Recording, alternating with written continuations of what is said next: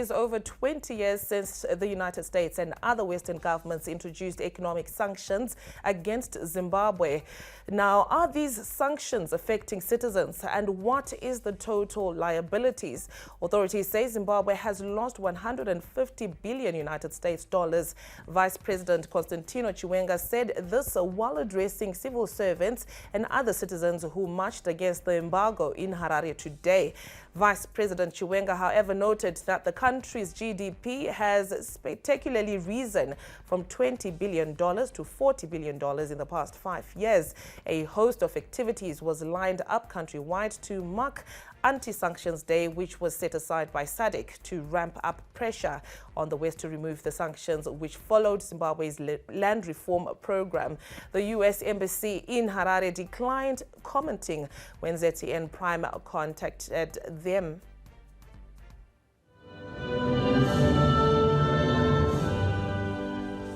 And as NPF, we shall forever remain independent and the masters of our own destiny.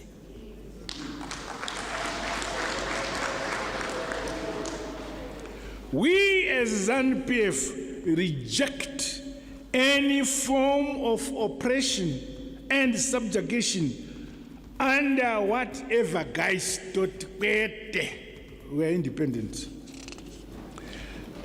Let us insulate our country against the effects of the illegal sanctions imposed on us by some Western countries.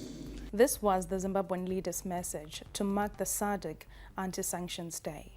From droughts to disease outbreaks, since the turn of the millennium, the Southern African country has endured a number of problems.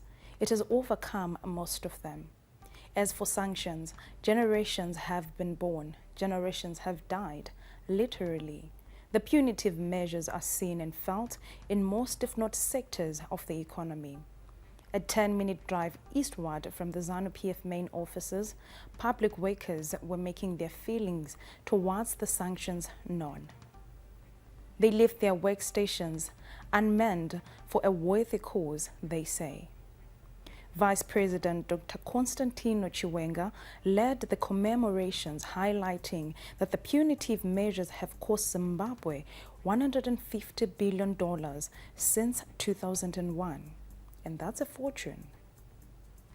Since 2001, we estimate that Zimbabwe has lost or missed over 150 billion United States dollars through frozen assets, trade embargoes, export and investment restrictions, from potential bilateral donor support.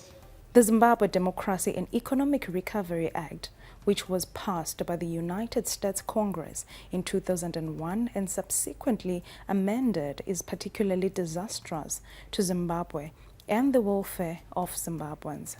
Zimbabwe's top diplomat ambassador, Frederick Shava, highlighted that sanctions are inhibiting the prospects of Zimbabwe's businesses. These sanctions are a real albatross on our neck. They are affecting every aspect of our economy. They are affecting business in the sense that our businesses here can't interact internationally because they're being denied transactions in banks when they do business. They are affecting our orders of sorts. The many things that we want to order from some countries are being denied us because people claim that we are under sanctions. And all this is affecting our economy. And as you can see, I think our industry and commerce would have been flying by now, but it is being drawn back by these sanctions. Industry, which has had to deal with high operating costs due to sanctions, believes if the conditions remain in place, trade will continue suffering. It could be for retooling, it could be for capital expenditure, it could be for just expanding their businesses, either back here home or also offshore their borders. So to raise that international capital, it is very difficult. Mocha Mkanganwi, CZ High Vice President, added that Zimbabwe has lost international business due to sanctions. And what we've got is a situation where now a lot of international players are being too conservative. So even where the law, the sanction law, permits certain activities in our countries, we've got what we call over-compliance. We've lost, 40 correspondent banks, not because they found anything wrong in the country. This is the last five or 6 years, but because they're over-complying. So you can see that is actually damaging our country. I think as a country, as a body rather, we urge our partners to take a more nuanced approach when it comes to Zimbabwe, because we don't believe that the sanctions are justified. Dairy Board Zimbabwe Limited says access to long-term finance has not been easy.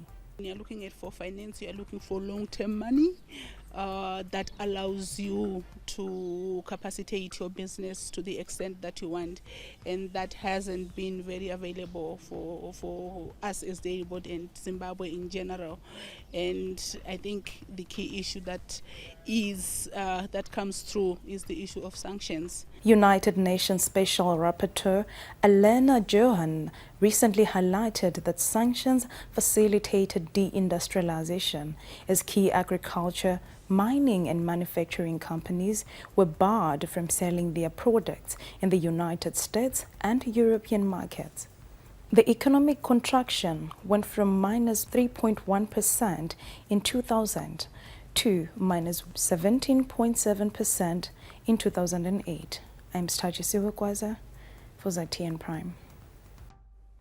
Joining us live now from Mutoko, where the main anti-sanctions campaign commemorations were held today, is Zimpaper's group political editor Ranga Matayere.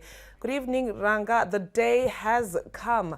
What is the importance of the anti-sanctions campaign for Zimbabwe and the SADC region to mark this day for that purpose?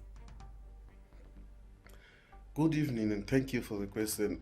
You will recall that since 2019, SADC declared 25 October as the regional anti-sanctions day. This is meant to protest against sanctions that were imposed on Zimbabwe by America, United Kingdom and European Union. It is important for Zimbabwe to mark this day, and it is also important for the region to reflect upon this day, because it gives us an opportunity to reflect about the journey that we have traveled under the yoke of sanctions. It also gives us an opportunity to reflect about the efforts that we've done to ensure that we remain afloat, to ensure that we utilize local resources in order to spearhead economic growth. And it also shows, in terms of the regional aspect, it also shows the efforts that have been done by President Mnangagwa in terms of engagement and re-engagement. When you see a whole region coming up with one voice to say that enough is enough, it means that the efforts by the government, particularly President Mnangagwa, have yielded results, and that almost everyone in the region understands the predicament that Zimbabwe is under, understand that the sanctions were unilateral, unfair, understands how the sanctions affect not just Zimbabwe, but have a contagion effect even in the region.